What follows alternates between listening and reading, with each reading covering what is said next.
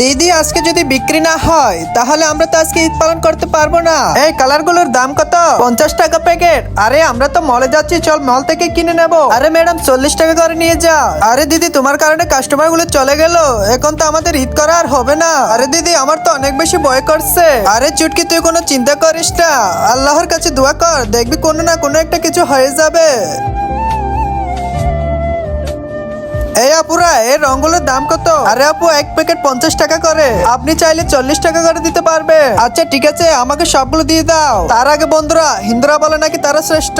আজকে দেখবো আল্লাহর এই ছবির জন্য কয়জনে লাইক সাবস্ক্রাইব করে। আজকে যদি তোমরা মুসলিম হয়ে লাইক সাবস্ক্রাইব না করো তাহলে হিন্দুরা জিতে যাবে। তাই তাড়াতাড়ি এখানে লাইক সাবস্ক্রাইব করে দাও, ইনশাআল্লাহ মুসলিমরা জিতে যাবে। এই নেন দিদি আপনার সব মালামাল নিয়ে নেন। আরে দিদি আপনি যদি এই মালামাল গুলো না কিনতেন তাহলে আজকে আমাদের ঈদ করা হতো না। আরে চুটকি তোকে না বলেছিলাম আল্লাহর উপর ভরসা রাখতে? আরে মুসলিমরা লাইক সাবস্ক্রাইব করেছে তো।